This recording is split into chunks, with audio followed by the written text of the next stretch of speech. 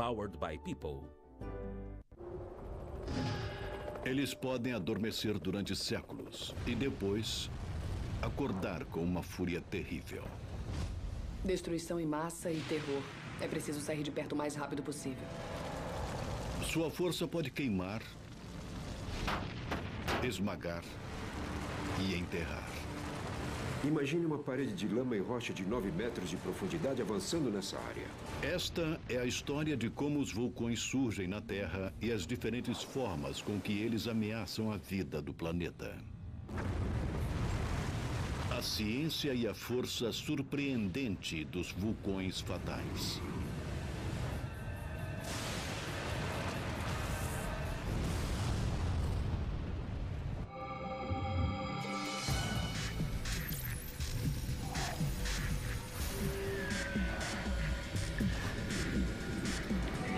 Ciência viva.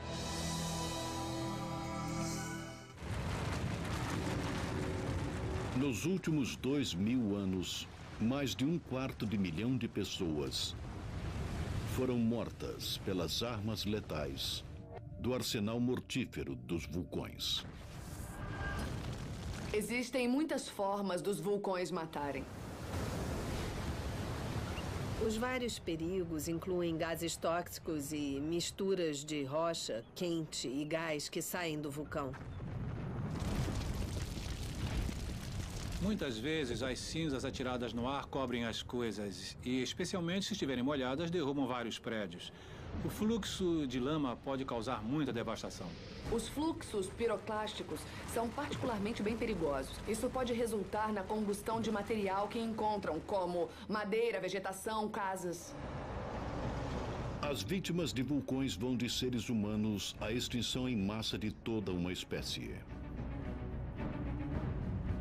Existem pelo menos 10 grandes formas dos vulcões causarem destruição e morte. Número 10. Lava.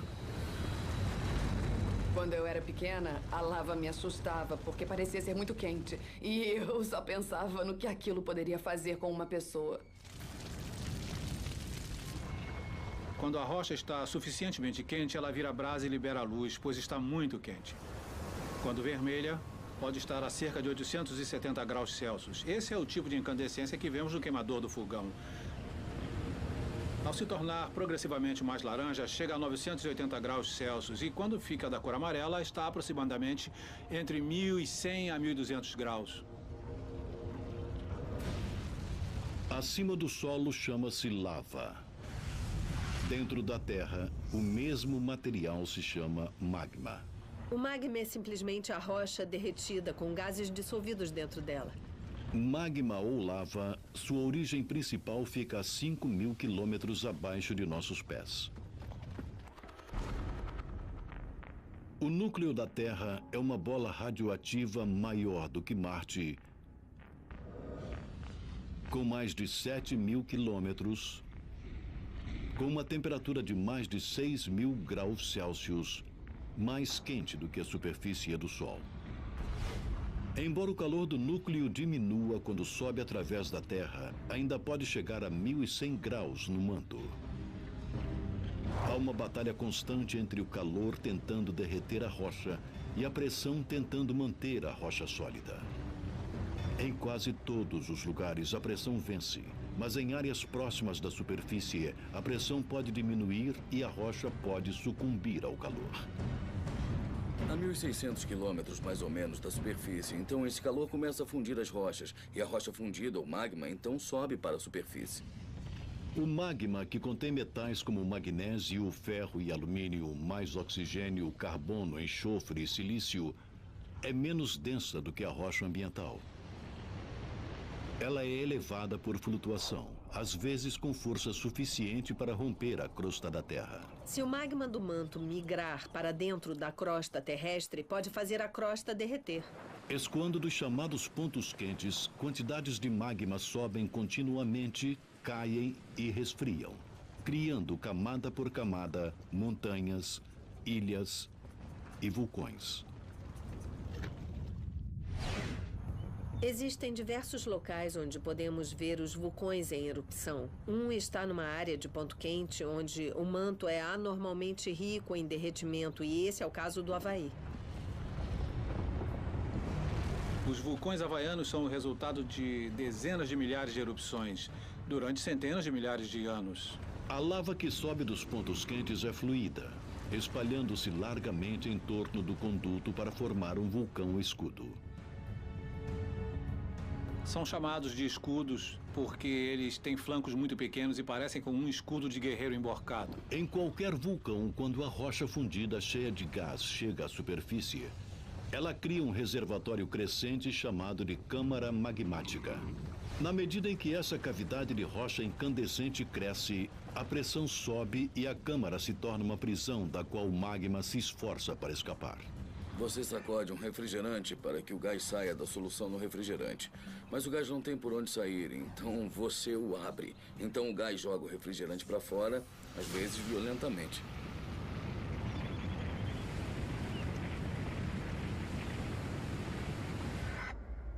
Uma erupção em 1977 no Congo provou como a lava fluida pode ser fatal.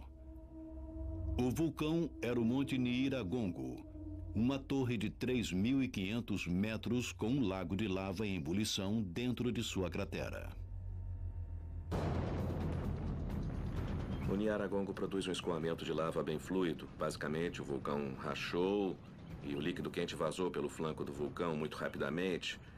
E assim há um grande volume de lava se movendo rapidamente. A lava registrou a velocidade surpreendente de 97 km por hora. Pelo menos 70 pessoas foram pegas por seu fluxo incandescente. Esses fluxos já enterraram alguns elefantes, assim foram encontradas algumas formas repulsivas de elefantes que foram pegos pela lava, que esfriou em volta deles. Sendo assim, só ficou o esqueleto do pobre elefante. Em 2002, a lava do Nyiragongo escoou de novo, destruindo 12.000 lares e matando mais de 100 pessoas na cidade de Goma. A lava nem sempre é rápida, mas pode ser implacável, como uma cidade da Ilha Grande do Havaí aprendeu em 1990. Havia mais de 100 casas na comunidade de Kalapana. Elas foram atingidas por um dos vulcões mais ativos, o Kilauea. A lava não parava, lenta e implacável. Por 6 meses desesperadores, queimou casas e enterrou o solo. Imaginem um caminhão basculante de tamanho normal de lava escoando por segundo. 18 metros cúbicos de lava cobriu toda a cidade e ela nunca mais poderá ser a mesma. O que aconteceu com Kalapana pode acontecer de novo. Os vulcanólogos na Ilha Grande também se preocupam com o Mauna Loa, o maior vulcão da Terra. Se pegarmos a lava que existe no vulcão Mauna Loa, poderíamos estendê-la ao longo do Equador com 1.600 metros de largura e 1.600 metros de altura. É a lava que não acaba mais. A última erupção do Mauna Loa foi em 1984. Quando a lava transbordou, a maior cidade da Ilha Grande estava exatamente no caminho potencial da destruição. Hilo foi, na maior parte, construída sobre o fluxo de lava. Assim, o escoamento de lava pode, sob certas circunstâncias, chegar à cidade de Hilo. Tem que ser uma erupção muito duradoura para isso, mas pode acontecer. Em 1935, o Esquadrão Aéreo do Exército dos Estados Unidos entrou em guerra com Mauna Loa. O vulcão havia entrado em erupção, mandando um rio de lava em direção a Hilo. Uma frota de bombardeiros foi enviada para golpear o flanco norte com 220 quilos de explosivos numa tentativa de bloquear o fluxo de lava e desviá-la da cidade. Uma missão semelhante foi enviada contra outra erupção em 1942. Em ambas, a lava não chegou a Hilo. Mas muitos vulcanólogos dizem que as bombas tiveram pouco efeito e que Hilo foi salva porque a lava parou de escoar sozinha. A chave é esfriar e assim solidificar a lava. Isso pode acontecer na natureza com as rochas. Uma rocha que esteja na temperatura do ar à sua volta pode estar 1.100 graus mais fria do que a lava. Nas altas temperaturas, mais de 90% do calor da lava irradia para cima e não para baixo. Assim, a diferença de temperatura pode esfriar e endurecer a lava. Mesmo uma árvore pode, por vezes, ter um efeito de esfriamento na lava. Contudo, diferente da rocha, a árvore não sobrevive ao conflito. Ela queima até a raiz. Em alguns casos, em uma árvore grande, a árvore, na verdade, esfria a lava e a lava adere a ela. E isso que está aqui ao meu lado é o que chamamos de molde lávico. Isto era uma árvore. A lava passou por ela e aderiu a ela, porque a árvore estava muito fria para a lava. Então, ela congelou. No interior desse molde havia uma grande árvore. E um pedaço dela ficou assim, onde vemos carvão ainda incrustado na lava bem aqui. E isso é algo muito frequente aqui no Havaí. Talvez a mais famosa batalha para resfriamento de lava foi travada em 1973 pela população da vila pesqueira islandesa de Heimaey. Enquanto rios de lava a 1.100 graus incineravam casas e ameaçavam o porto, os habitantes reagiram bombeando um total de 990 mil metros cúbicos de água do mar sobre o fluxo violento. Quando a lava é apagada e esfriada, fica rígida e, portanto, não escoa mais. Assim, a finalidade da água foi esfriar muito rapidamente uma parte da lava para proteger o porto. A água do mar resfriou a lava 100 vezes mais rápido do que o ar. Após 6 meses de luta, 6 milhões de metros cúbicos de lava derretida foi resfriada até virar rocha inofensiva. Assim, o fluxo parou. E o porto foi salvo. A erupção de um vulcão pode clarear a noite. Mas algumas armas vulcânicas são mais sutis, como os gases silenciosos. Os gases escondidos no magma vulcânico criam uma pulsão de bruxa à espera de ser liberada, ameaçando a vegetação, os animais e os homens. Os gases principais deixados pelos vulcões são basicamente vapor d'água, mas também temos gás carbônico e dióxido de enxofre. Número 9 na lista letal: gases vulcânicos. O gás dióxido de enxofre pode se misturar com água no ar e se transformar em ácido sulfúrico, que cai sobre os edifícios e florestas como chuva ácida. Um dos gases vulcânicos mais perigosos é o assassino inodoro e incolor gás carbônico. O mais conhecido incidente de morte por CO2 vulcânico ocorreu no país africano de Camarões. Naios é um lago em uma cratera vulcânica quase 213 metros abaixo da superfície. Uma câmara magmática libera continuamente gás carbônico dentro d'água.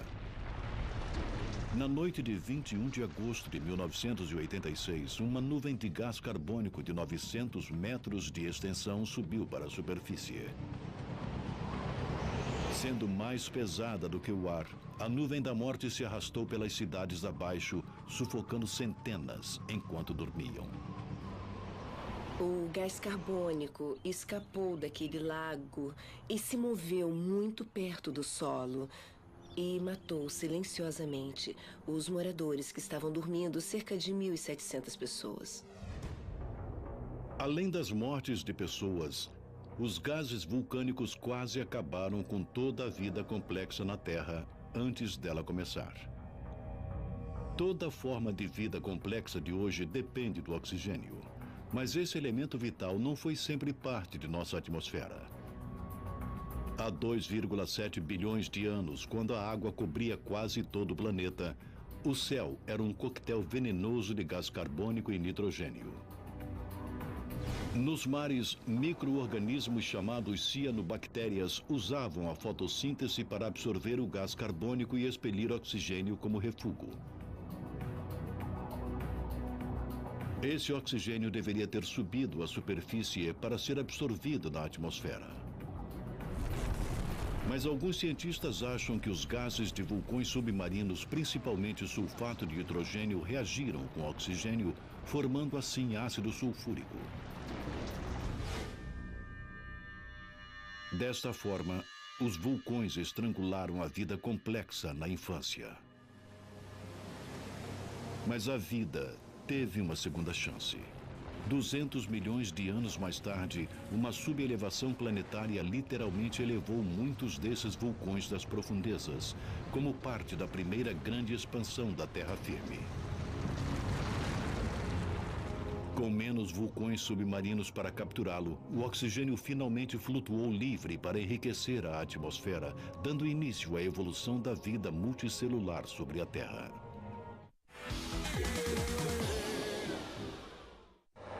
Liberados, os gases vulcânicos podem ser fatais por si só.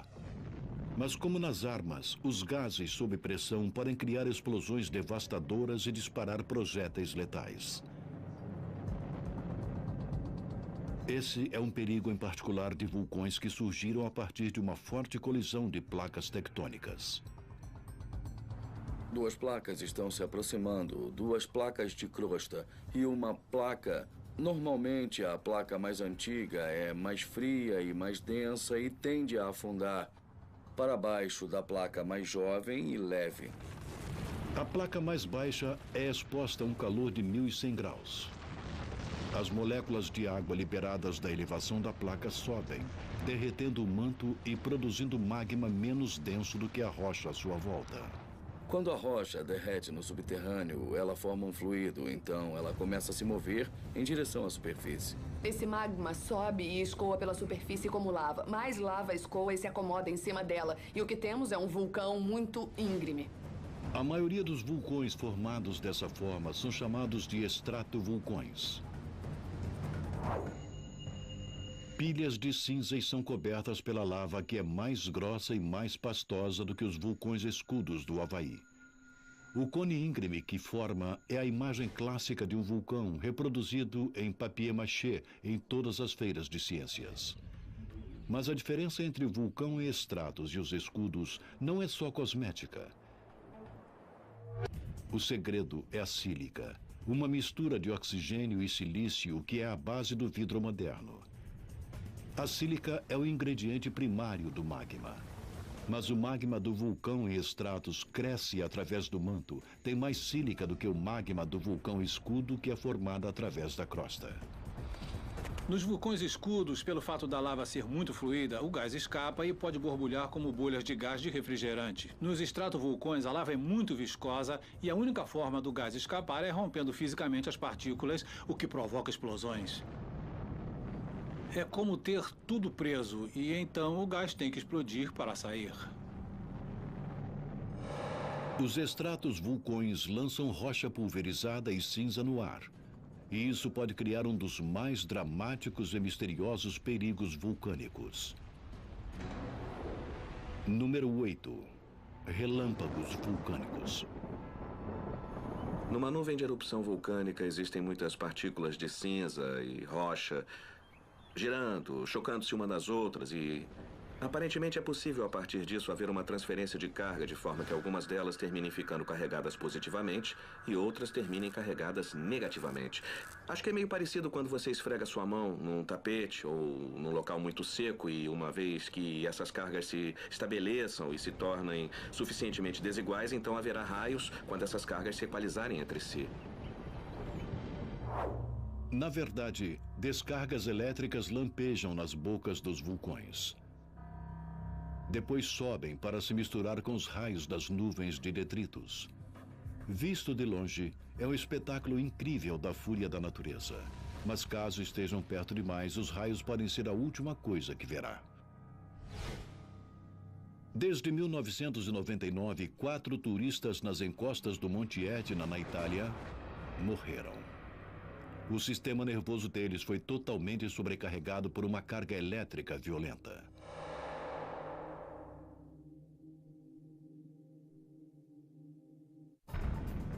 A explosão de um extrato vulcão pode estilhaçar rochas e disparar projéteis que podem matar ao contato. Número 7 da nossa sequência mortal. Tefra. Tudo que sai da boca do vulcão que seja lançado no ar, nós chamamos de tefra. A tefra pode ser tão fina quanto 1/4 de centímetro. E a tefra pode ser tão grande quanto um carro pequeno. Blocos de tefra podem ser atirados a mais de 800 metros de uma cratera em erupção. Eu estava a cerca de 1.500 metros de distância da cratera principal do Etna, quando vimos o que parecia ser uma nuvem de erupção. O vulcão resolveu dar um pequeno arroto e expeliu blocos antigos, rochas antigas que, na verdade, nem estavam quentes, mas elas caíram nas cabeças dos turistas que estavam em volta da cratera. 9 pessoas morreram naquele dia por causa do pequeno arroto. Grandes fragmentos de erupções vulcânicas podem ser fatais. Mas os pequenos fragmentos, partículas com menos de 2 milímetros, que são, na verdade, os mais perigosos. Esse é o número 6 na lista dos perigos vulcânicos. Cinza. A cinza vulcânica não é fina como cinza de madeira ou cigarro. Ela é dura e abrasiva porque é composta de sílica e rocha pulverizada. Lançada no ar, uma nuvem de cinza é um perigo em particular para os aviões. Voar dentro de uma nuvem de cinza vulcânica é como voar dentro de uma nuvem de pregos bem pequenos. A cinza vulcânica é engolida pelo motor do avião. A sílica, que tem um ponto de fusão semelhante à temperatura dentro dos motores a jato. Na verdade, derrete dentro do motor, cobrindo os componentes com uma substância pegajosa. Depois, a cinza derretida é sugada pelas peças mais frias do motor, onde se solidifica e emperra seu funcionamento. Resultado: falhas de combustão, pane total do motor. Mais de 100 aviões já passaram por nuvens vulcânicas. Pelo menos 7 tiveram falhas no motor e 3 aviões tiveram perda total do motor e enfrentaram a possibilidade de uma queda fatal. Em 1982, um 747 foi surpreendido por uma nuvem vulcânica a 37 mil pés acima da Indonésia. Todos os 4 motores falharam. O jato caiu 23 mil pés até que os pilotos conseguissem religar os motores entupidos de cinza, evitando por pouco a morte deles mesmos e dos 248 passageiros aterrorizados. Os pilotos tiveram que voltar e voar 180 graus na direção oposta para fugir daquela coluna de cinza. Mas a cinza não é uma ameaça apenas no ar. Ela também faz vítimas próximas ao solo. As pessoas que correm para se abrigar e escapar de serem queimadas ou sufocadas pela queda da cinza podem estar correndo para uma armadilha mortal. A cinza vulcânica é densa. Uma camada de 10 centímetros é suficiente para achatar muitos refúgios. E quando a cinza está molhada de chuva, sua densidade mortal aumenta. Se cair sobre um telhado, o telhado cairá. E se houver pessoas se abrigando sob esses prédios, a queda desses telhados pode ser realmente um perigo. Enquanto a cinza é um perigo vindo do ar, os vulcões têm outra arma que ataca pelo mar. O perigo vulcânico número 5. As tsunamis. Os vulcões crescem pelo acúmulo de lava e tefra. Mas uma montanha em crescimento pode se tornar instável, principalmente se os gases ácidos e o vapor se infiltrarem através das rochas. Isso leva a uma queda estrutural de uma lateral ou flanco do vulcão. Agora, a queda dos flancos dos vulcões havaianos é considerada bem comum. É uma fase normal do ciclo de todos os vulcões, os flancos caírem e seguirem para o oceano. Quando se jogam pedaços de coisas grandes no oceano, há uma pancada na água. Essas pancadas são as tsunamis. Não só o flanco cai, mas o choque de uma erupção gigante pode também provocar os tsunamis. Em 1883, o Krakatoa, na Indonésia, provocou ondas de 37 metros de altura. A erupção de Krakatoa foi equivalente a cerca de 200 megatons de TNT ou 10.000 bombas de Hiroshima. Os tsunamis do Krakatoa destruíram 295 vilas costeiras.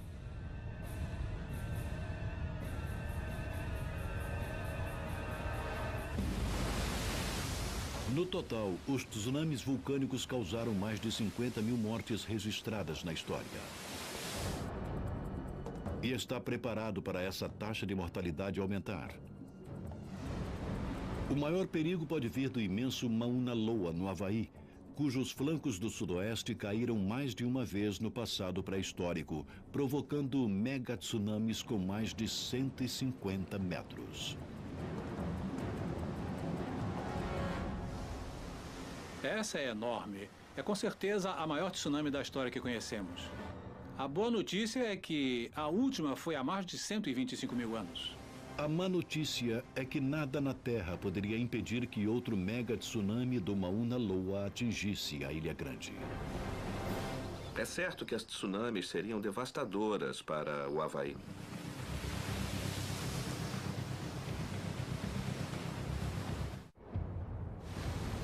Lahar é a palavra indonésia para fluxo de lama. Um perigo em particular em vulcões altos o suficiente para serem cobertos por neve, gelo ou mesmo geleiras. O perigo vulcânico número 4. O Lahar. Basicamente, um lahar é um fluxo vulcânico torrencial, uma mistura de lama, cinza e rochas. Ele vai carregando todo o material que está escoando, rochas, lama, árvores. Os lahars são assustadores. Os efeitos fatais dos lahars foram vistos na Colômbia em 1985. O vulcão nevado Del Ruiz, coberto por uma geleira, entrou em erupção depois de 140 anos de silêncio. Cinza e gás se estenderam por 30 quilômetros durante a noite. Um calor de 1.100 graus derreteram mais de 17 bilhões de metros cúbicos de gelo da geleira, criando um lahar incontrolável que invadiu a cidade de Armero, matando pelo menos 23 pessoas. Nevado del Ruiz foi um chamado de alerta para os geólogos que estudavam outro vulcão na Cordilheira das Cascatas, na América do Norte. O Monte Rainier. O Rainier se localiza em uma área populosa. O Rainier está sob uma geleira 3 vezes o tamanho da de Nevado del Ruiz. Nós temos 4 quilômetros cúbicos de neve e geleira constante sobre o Monte Rainier. Isso é tanto quanto todos os outros vulcões das cascatas juntos. A combinação de elementos quentes em erupção, neve e gelo derretidos são fatores potenciais para os lahars. O professor de Ciências da Terra, Pat Pringle, passou décadas procurando evidências da história de lahars gigantescos do Rainier. Meu palpite é que esse fluxo tem provavelmente cerca de 2.000 anos.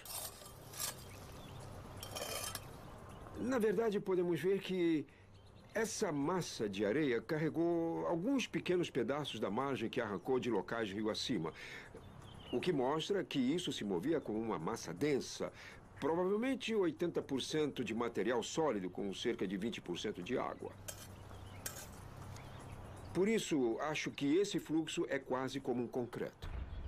O Rainier nem precisa entrar em erupção para provocar um lahar. Cerca de 600 anos atrás, uma fragilidade estrutural no lado oeste levou a uma queda do flanco que juntava material e impulso, provocando um deslizamento até Puget Sound, a 97 quilômetros dali.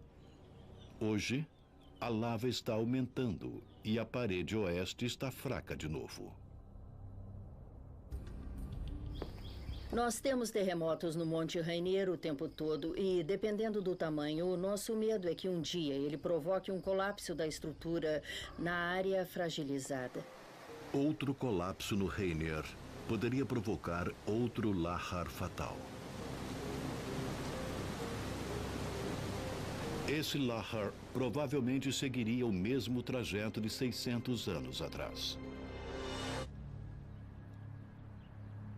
Mas o antigo deserto contém agora dezenas de milhares de vidas, lares e empresas, todos em risco.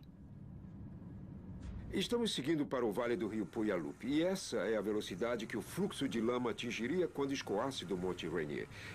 Imagine uma parede de lama e rocha, com 9 metros de profundidade, vindo para essa área. É assim que seria. Ele teria soterrado todo esse vale, de uma parede a outra do vale, mais de 1,5 km.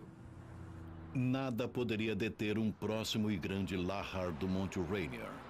E nada poderia defender o porto de Tacoma. O porto de Tacoma é o 6º maior porto do mundo.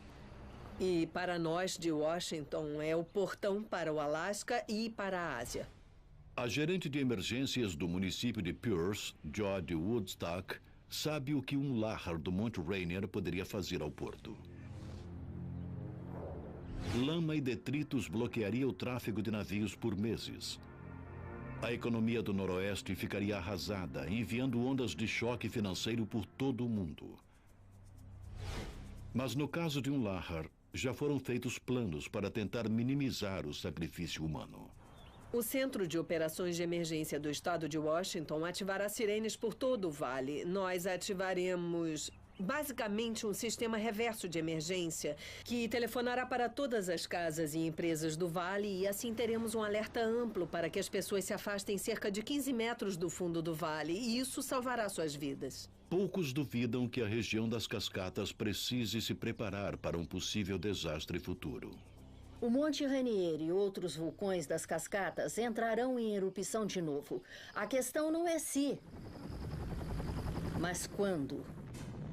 Tão assustador quanto um lahar pode ser, é imaginar algo 2 vezes mais rápido e incandescente. Nesta casa, todo mundo a partir das 7, só no Discovery.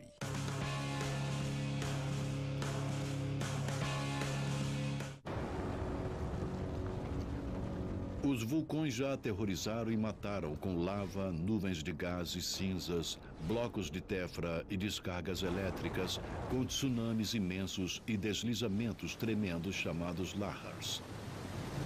Mas poucas coisas são tão mortais quanto os detritos vulcânicos que aparecem na lista de perigos como o número 3. Fluxos piroclásticos. Rochas quentes e outros gases que escoam do vulcão. O fluxo piroclástico destrói praticamente tudo por onde passa. Piroclástico vem do grego fogo quebrado.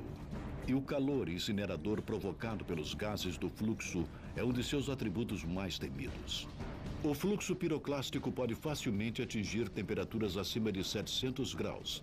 E essa avalanche não é só quente, é rápida, acima de 160 km por hora.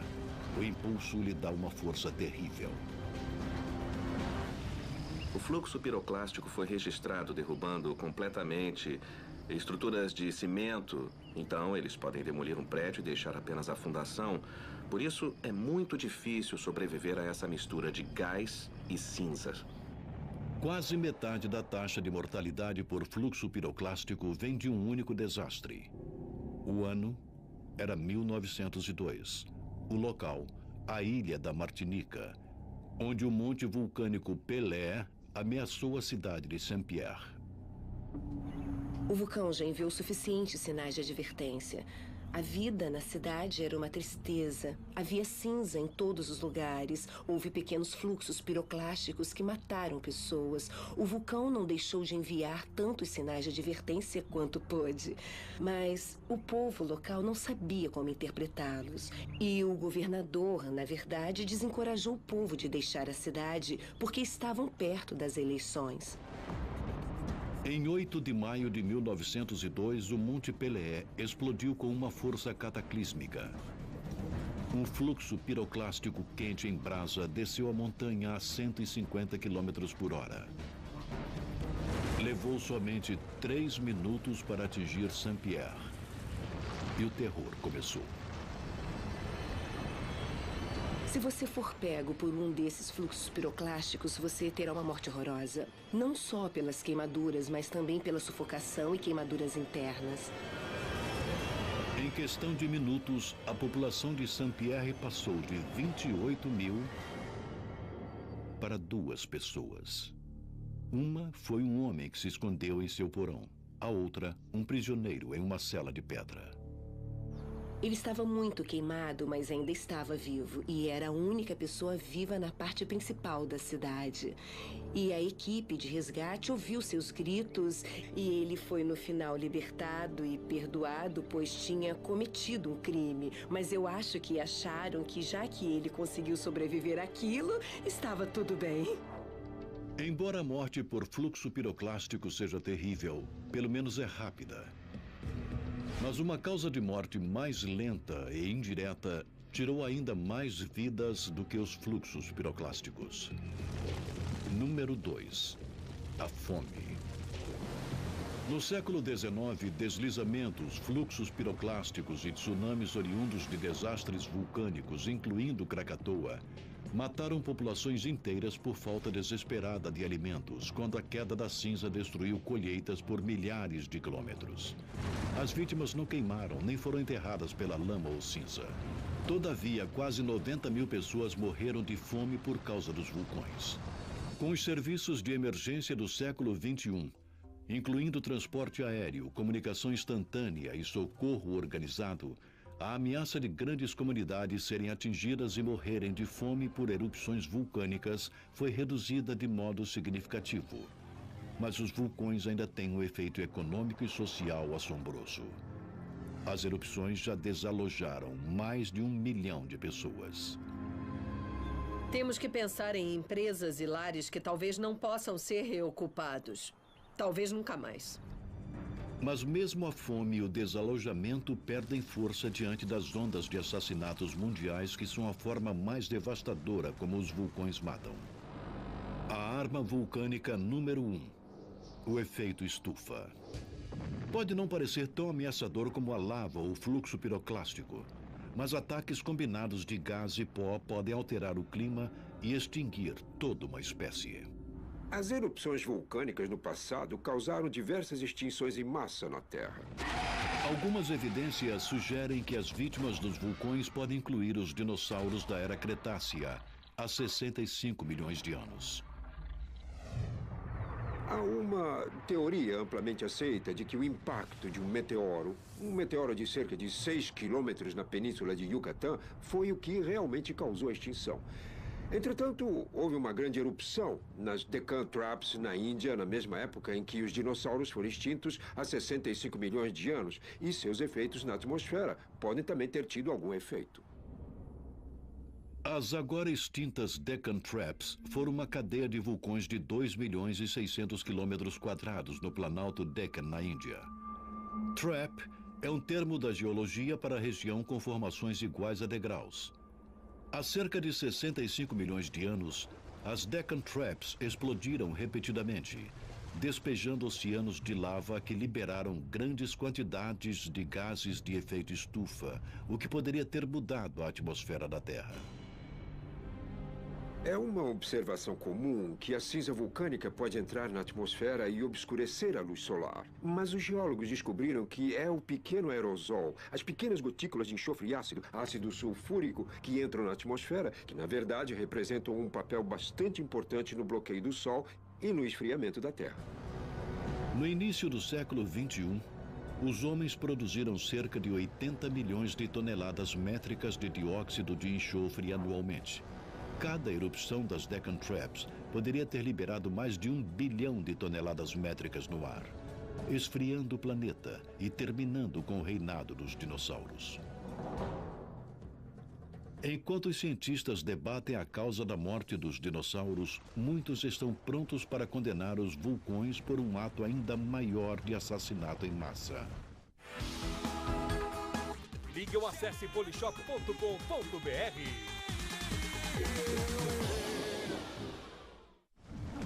Algo terrível aconteceu ao redor do mundo há 251 milhões de anos. No fim do chamado período Permiano, 70% de toda a vida na Terra e 90% da vida marinha foram extintas. Os cientistas chamam isso de a Grande Morte. e pode ter sido provocada por vulcões onde hoje é a Sibéria. O chamado fim da extinção em massa permiana há 251 milhões de anos pode muito bem ter sido causado pela erupção das traps siberianas. O fluxo de lava escondido produziu basicamente tanto gás carbônico que mudou radicalmente a atmosfera da Terra. Há a possibilidade de que a cinza vulcânica tenha, na verdade, diminuído a temperatura da Terra drasticamente, de forma que os animais e plantas da época não conseguiram mais existir e foram extintos. Uma demonstração da mudança climática vulcânica foi vista em 1991, quando o Monte Pinatubo arremessou 20 milhões de toneladas de dióxido de enxofre 30 quilômetros no céu sobre as Filipinas. A nuvem circundou o globo em 3 semanas. A umidade atmosférica transformou o dióxido de enxofre em ácido sulfúrico, que refletiu os raios de sol e reduziu a temperatura média da Terra em cerca de 2 graus por mais de 2 anos. Pinatubo foi apenas um vulcão. Muitos outros explodindo juntos poderiam ter um impacto global muito maior.